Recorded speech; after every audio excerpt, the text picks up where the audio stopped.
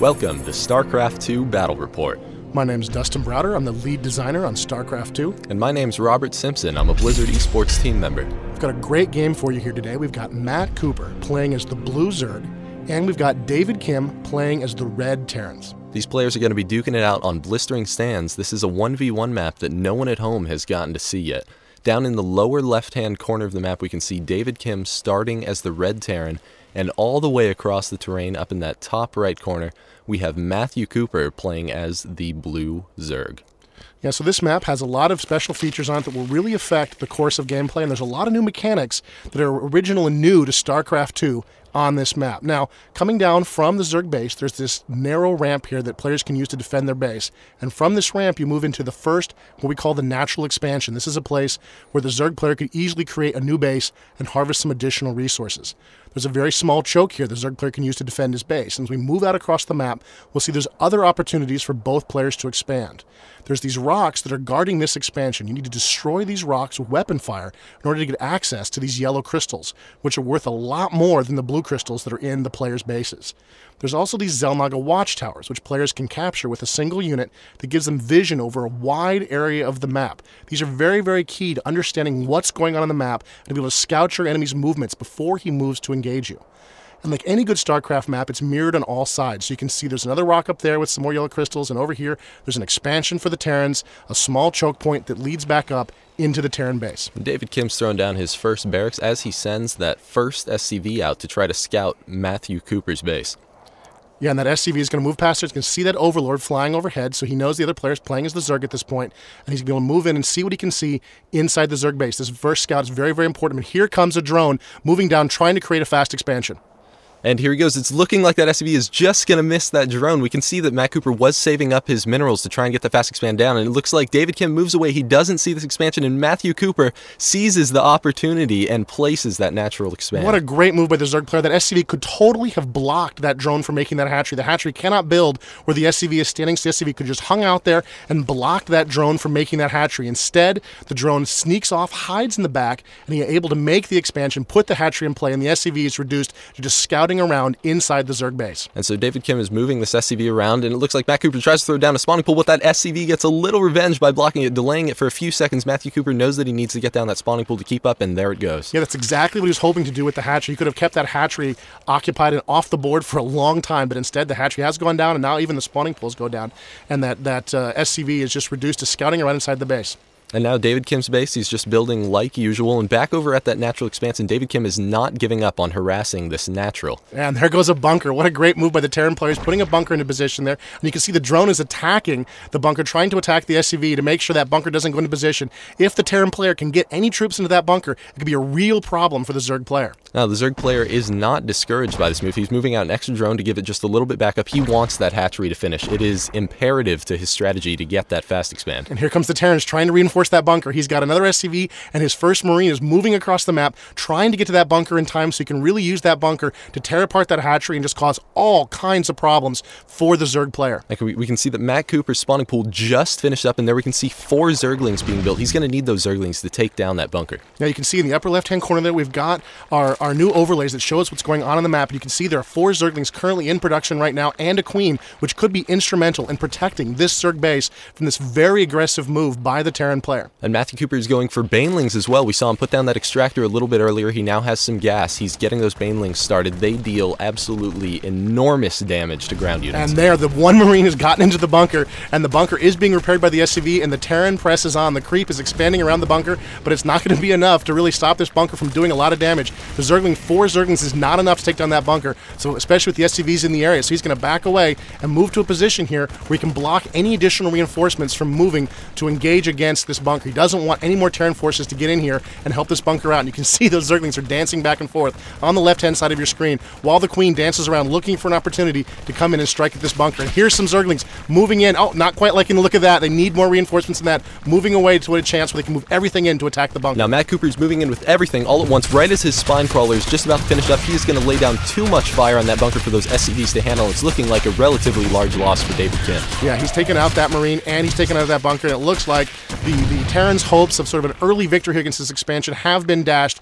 The Queen is in play, and the Zerglings are free, loose, moving across the map. Now we can see the Queen taking advantage of spawning those extra larvae on that hatchery. We just saw them fly off of there. Back over at David Kim's base, he has continued production as usual. He does have a second bunker down, and he's going for 2 tech labs in addition to the Merc compound. We could see some Reapers out here. Yeah, the Merc compound allows him to upgrade his Marines, but it also enables him to create Reapers, which is a small, fast, jump jet equipped infantry that can really... Oh, and here comes the Zerg trying to push in. The Terrans bring up a few SCVs as reinforcements, and the Marines manage to drive the Zerg back. The Terrans have managed to hold their choke against what might have been a very dangerous raid by the Zerg. That's right, that was too many Zerglings for just those 4 Marines to try to hold off, so we did bring up those SCVs as a little reinforcement. We do see a couple Banelings being morphed into play over here. Those Zerglings are able to evolve into Banelings, which are little guys that roll around and explode for tons of damage. Yeah, they do a lot of damage to small units like Reapers and like Marines. This could be a real threat to the Terran player, especially if he remains, in that choke in an area that's small. Those Banelings can do a lot of damage. He doesn't see the Banelings. He doesn't know the threat he's in here.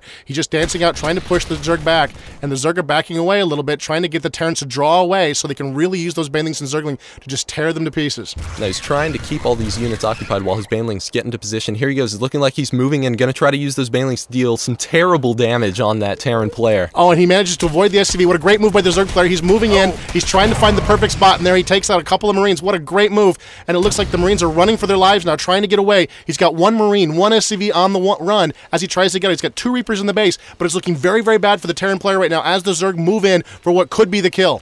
If those Banelings are able to get around into the SCVs, we could deal huge economic damage to David Kim, but it's not looking like they're going to be able to get there because he places his Marine perfect. We have a couple of the Reapers laying down some cover fire. Will that Baneling be able to take out both of those Reapers? No, only one of them goes down. He still has the Reaper and the Marine to defend. What a great move by the Terran player. He uses 1 Marine to block that position between those 2 barracks, and it prevented the Banelings from getting in and doing what they really wanted to do, which was get into the SCVs. They could have just done tons of damage to those SCVs, and instead, the Terran player gets away relatively free from that attack, and he's moved into a position here where he's not going to be able to do a lot. Now, the Zerg are moving their spine crawler up to defend their base, and it looks like he's preparing for what could be, what he's worried might be, a counterattack. At the same time, he is putting down a Roach Warren, which is going to allow him to put roaches on the battlefield while the Terrans continue to move out and try to keep these Zerg away from his base. Now, all these Zerglings here are just too many for a couple of those Marines in the SCV, so he brings the Reapers as backup. Will those Zerglings be able to surround the Reapers? No! One of those Reapers in the back only had 10 HP. Due to David Kim's fantastic positioning, he was able to keep that alive and keep the pressure on. And that's a lot of Zerglings on the field right now. We saw a Terran bunker going up there by the Terran choke point there. That'll be a huge help for the Terran player. He's really going to need that. Meanwhile, we can see here in our overlays that the Zerg are researching Burrow, which could be a very effective weapon for the Zerg to continue his harassment of the Terrans. 1 Reaper scouting around trying to see what he can see. What a mistake. He's been surrounded and destroyed by the Zerg, who right now have complete control of the entire map. Ooh, what a futile loss for David Kim. That was, it certainly wasn't worth anything. So we can see that David Kim is going for this command center. He knows that he needs to expand, or else Matt Cooper is going to pull ahead on that economic advantage. And you can see here the Zerg are trying to break through these rocks that are a backdoor into the Terran base. At the same time, the Terran player is very, very aware of this threat. He knew this was a possibility the minute those Zerg moved away, and he's moved to SCV over here to create a supply depot where he can watch these rocks. And now the Terran player is very, very aware of the danger of these rocks being destroyed. He's going to bring some Reapers up and try to defend these rocks so that the Zerg don't break in and just destroy his entire base. So those Reapers are able to hop off the cliff and pressure those Zerglings, and they're going to run away and try to hide behind the bushes. Those Reapers don't want to go behind the brush. He doesn't want to move past the brush, absolutely, because the brush is something that blocks line of sight, and it prevents the Terran player from using his full range to his full advantage. So instead, the Zerg are going to move past the brush and burrow to sort of hide from those Reapers. And you can see there's more Roaches moving up, even as the Reapers move up to capture this watchtower. They've captured the watchtower, and that's allowed them to see the Roaches. And you can see the Roaches are moving in here. That's not a good fight for those Reapers, and they're going to move away to safety.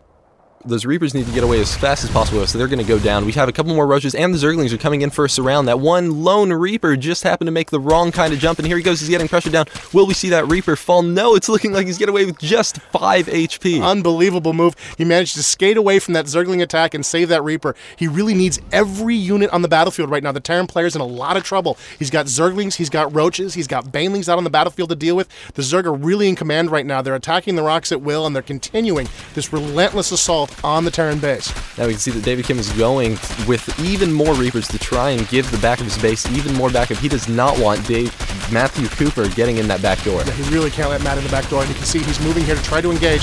He's jumping down. The Reapers are very effective, those two pistols, against those Zerglings, and you can see he doesn't want to fight the Roaches quite as much. Even though he might be able to survive that fight, he would lose a lot of Reapers as part of the battle, and you can see the Zerg knows this. He's bringing up more Roaches to keep putting pressure on these rocks. At the same time, he's moving other forces to the front, trying to keep David Kim guessing, where are the Zerg going to attack next? That's right. Matt Cooper is now able to pressure both the back and the front at the same time. We can see a bunch of Banelings getting morphed into play. Will they be able to finish in time? We have a bunch of those Reapers trying to go around and destroy that Roach threat, but it's not looking like it's going to happen. Will we see the Banelings finish? We're probably going to see some DA charges thrown down. Oh, there they are. Here come a bunch of Banelings. Those DA charges. Oh, terrible, terrible damage on both sides. You can see the Zerg lost almost all of their forces to those D8 charges, to those proximity mines thrown down by the Reapers. At the same time, the Banelings swept in and just took out a huge number of the Terran Marines. You can see the Zerg are trying to press their advantage here and get in, but they don't have a lot of forces left. The Marines have managed to reinforce that bunker, and now the Zerg are just not really able to be very effective with what they have in the field. They got a couple of Roaches. The Marines are dancing around and making them work for it. Looks like a Marauder just came into play. That's going to be the end of that Roach right there, but there is still one Roach loose on the battlefield, and you can see it's gotten into the back here, and it's attacking that Marine, and now it's free to attack these SCVs. Here comes a Baneling trying to do some damage, and it does some damage to those SCVs. Not enough to take them all out, but still enough to hurt them very, very badly and allow this Roach to get a lot of free kills on these SCVs. Now, fortunately enough, Matt Cooper does have burrow research, so he's able to burrow that Roach while it very quickly regenerates its HP. That's going to enable it to recharge and still maintain just as big of a threat as it was in the first place. Yeah, he's got this Commando Roach here in the back of the Terran base, just tearing up the SCVs, and he's continuing to pressure the Terran's front door, moving in Zerglings against those Marauders. Not a lot of forces moving, a little bit of a waste of an attack here by the Zerg player, but he wants to keep the pressure up, and he wants to try to make sure that the Terrans can't figure out what to do. You see, the Roach is up again, and he's tearing away at those SCVs, killing as many as he can. Meanwhile, the Terrans are moving up some forces, trying to take out that Roach and end this persistent threat. Oh, and there it goes, burrowing again just in time before that threat can become imminent. We do see an infestation pit is going down for Matt now. He might be going for some higher tech units. We may even see some infestors on the field. Yeah, infestors would be a powerful choice for the Zerg right now, but it's also a gateway building for him to move into much higher tech units. He can move all the way up to Ultralisks. Once he gets that infestation pit into play, he needs to improve his lair, but he can really move up. And you can see the Zerg here are burrowed. There's some more Zerglings out on the map. The Terrans are moving out. The Banelings are burrowed on. He decides not to use them quite yet. He's drawing the Terrans out. The Marauders are not the greatest target for the Banelings. Still a pretty good choice. And it looks like the Zerg player is sort of drawing the Terrans out, waiting for him to move to a position where he can really get a lot of kills as cheaply as possible against this Terran advance. And David Kim is moving up towards that Xel'Naga watch area. He wants to take control of the center of the map so that he can see exactly what's going on. If only his units had made it there a few seconds sooner. It's looking like Matt Cooper is going in for a surround. And here he goes. Those Terran units have nowhere to go. Oh, there's really nowhere for them to run now. It's going to be just all over but for the screaming. Here comes the Banelings moving in, just taking out those Marauders, blowing up, killing everything in sight, and the Zerg once again have just complete control of this battlefield. A few Marines coming way too late, trying to rescue their buddies, don't arrive in time, and they're all torn down by this relentless Zerg attack. Now, Matt Cooper, again, is maintaining control of the front of David Kim's base. If he is able to keep up his economic advantage, we could really see him contain David Kim until the bitter end. And you can see he's attacking the back door again here, trying to break through these rocks, and it looks like David Kim has got nothing left to defend these rocks with right now. He's going to have to let them fall, and that's going to give the Zerg another entrance into the Terran base. I don't really see how the Zerg player cannot fail to just overrun the Terrans. He's got more Banelings coming into play, and that supply depot is going to go down very quickly to this Zerg attack. Now, all these Banelings are just about to finish morphing. We could see them make it right into David Kim's resource line and destroy a ton of SCVs. Here go the Zerglings. They're trying to lead the way here. Oh, and a couple Marauders and some Marines make it into some bunkers. It's looking like those Zerglings cannot pursue. Yeah, David Kim realized the threat and the danger was in there. He put up some bunkers very, very quickly to allow him to defend his base there. He knew he was not going to be able to protect those rocks anymore and that they were going to fall eventually. So he has put up some bunkers to allow him to defend himself. Meanwhile, the Zerg are moving here to the front door, trying to see what kind of threat they can offer. But this has bought David Kim some time to move his troops around inside his base. So he's free because the Zerg player's taking a little too long here to press his attack to move his troops around and protect himself however he chooses. Now back over on production, we can see that the Zerglings are researching faster movements so that they can run around a little quicker. Matt Cooper being extra careful to make sure that David Kim cannot look around the rest of the map. He's got total control right now. He does not want the Terran player to understand what's going on right now. And the Terran player has no idea. There's another expansion going up here for the Zerg right now. He doesn't know about it. And it looks like the Zerg are really in command of the map right now, able to do as they please with this force right in front of the Terran base. We do see a couple infestors coming into play. Now, David Kim does not want any more commando roaches up in his natural expansion, so we did see a couple of missile turrets going down over there.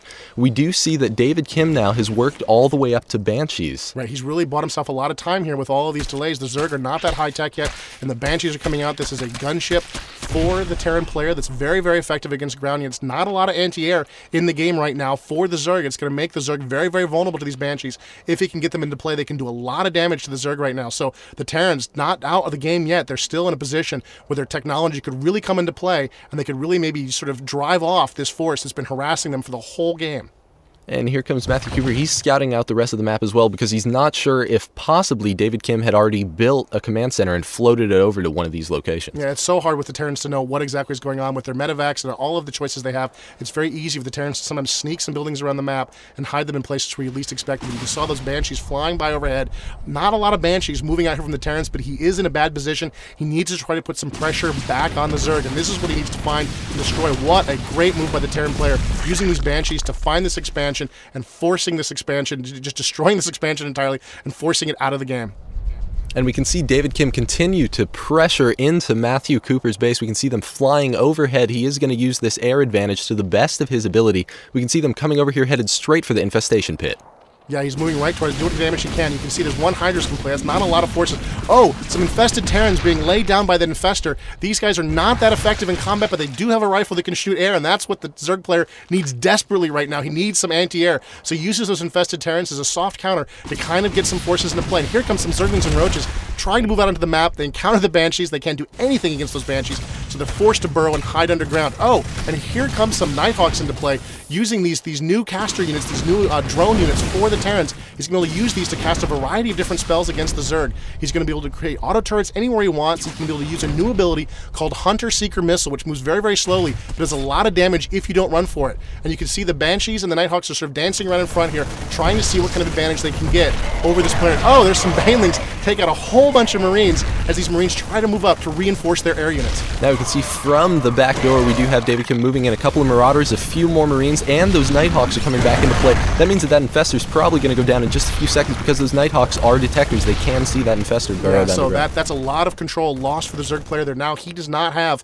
control of the front of the Terran base, and the Terrans are pushing out on the map, sort of doing what they want to do. They're backing up a little bit here, gathering their forces, but the Zerg player has lost a little bit of his board control. He was in absolute dominant control up until now, and it looks like the Terran player is making a little bit of a comeback here with his Nighthawks, his Marauders, and his Marines pushing out of the board, trying to see what kind of damage he can do against this persistent Zerg player. Now David Kim is moving into the long haul. We can see him building 4 more barracks, bringing them out onto the battlefield. We do see that Matthew Cooper is bringing in these Hydralisks, taking down a few of those Banshees. These Hydralisks are very strong against air units because they do deal 6 bonus damage per spine. Yeah, they're very, very dangerous, and that's the threat he doesn't want to deal with right now. So he managed to drop one Banshee. Oh, and here's a battle moving in against the Terran player. There's a lot of Zerglings and a lot of Roaches moving in, and you can see the Hunter Seekers moving against the Hydras. Oh, tons and tons of damage against those Hydras as the Nighthawks back up, trying to avoid the worst of the damage. And it looks like the Terran player is going to lose this battle. They did a lot of damage to those Zerg forces in the fight. So Matt Cooper's moving back up towards the front of the base. He does not want to lose that contain that he had on David Kim. It's very, very important to keep David Kim as contained as possible in his base because Matt Cooper, as we can see, has been falling behind on unit count. Yeah, he does not have a lot of units right now, and he's even a little bit behind on the resourcing as well.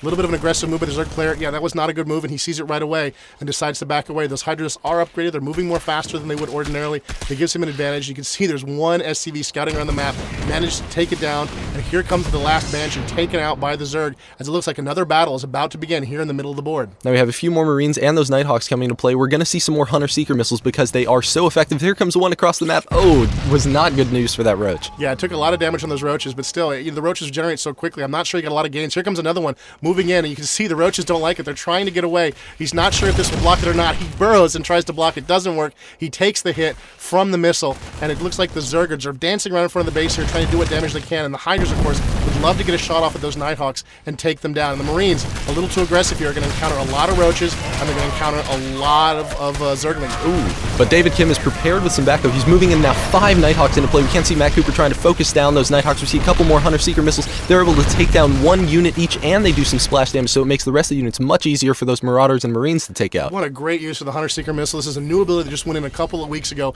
Neither player is quite sure how to deal with it yet. You can see the Terran player is using it very, very effectively, just tearing up this Zerg force again and again and again with these Hunter-Seekers. The Zerg player, of course, needs to sort of press the attack. He's trying, but he needs to be able to successfully press the attack so the energy on those Nighthawks doesn't regenerate. The Terran player is getting a lot of bonuses right now because he gives a lot of time to regenerate the energy on those Nighthawks, so he's getting off a lot more Hunter-Seekers than ordinarily he could be expected to get.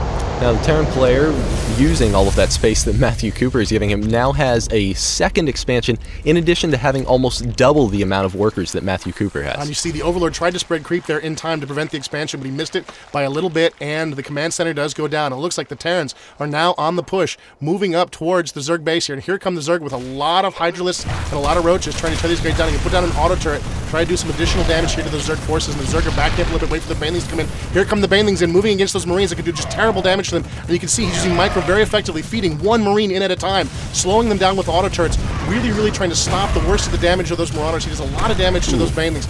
Takes damage in return, but still great use of Micro by the Terran player. He really reduced the amount of damage he could have taken from those Banelings by very carefully moving his forces and using auto turrets to try to slow those Banelings down. As all the ground forces fall, we can see that the Nighthawks are moving up into the Zerg base, trying to pressure as much as they can, or possibly just salvage the rest of his units to try and make them last as long as possible, and that Queen is able to take out that Nighthawk. Yeah, what a great move by the Zerg. And the Zerg looks like, again, they're in command of the situation. Moving up into the base, those bunkers look like those bunkers are empty, and there's really nothing the Terrans can do at this point to defend this base. They're going to have to bring some additional reinforcements. He's using his SCVs to try to defend himself against all of those Zergs. And oh, here come the Terran reinforcements. More Nighthawks, more Marines, and more Marauders to try to defend this expansion and protect it from the Zerg. Those Hydralisks and those Zerglings are just no match for this force. We see a ton of Nighthawks, we see some Marauders, we see some Marines coming in. Those Marines do have their combat shield research, which means that now instead of having only 45 HP, they have 55 HP. This is huge against Hydralisks and Zerglings. Yeah, it's a huge advantage for the Terran players. It really gives the Marine a lot of additional use in the late game to get that upgrade, and you can see the Terran players are back in control against all odds. He's got his Marines, he's got his Marauders, he's got his Nighthawks, he can detect burrowed units with his force, he can deal with just about any threat. Ooh, there are some Banelings trying to morph, but he morphed them a little too far to the front, and they're taking damage before they get a chance to come out in the battlefield. You can see they've all been taken out by those Marauders and those Marines, and the Terrans are pressing into the Zerg base. The Zerg player's backing up, trying to sort of buy himself some time, see what he can do to avoid the worst of this attack, trying to give time for his base defenses to tear up that Terran force. Matt Cooper's trying to use his Hydralisks, his Roaches, his Spine Crawlers to defend his base, but it looks like it's just no match with that combined Nighthawk backup for those Marines and Marauders. We have him moving in. It's looking like Matt Cooper's getting backed up into the corner. Is there anything that he can do to stop this situation? It looks really bad for the Zerg player. He's backing up, he's trying to buy himself time. You can see the Marauders and Marines are just tearing his force, but here come the drones trying to move in, and there's the GG from Matt Cooper. Good game, he says to David Kim, as the Zerg makes his final stand here at his expansion. We saw a great game between these two players, saw a ton of Hunter-Seeker missiles. That's a huge congratulations for David Kim. He just made excellent use of that tech that he now has available. Yeah, and a lot of micro from both players. What a great game of StarCraft 2. Thanks for watching the StarCraft 2 Battle Report.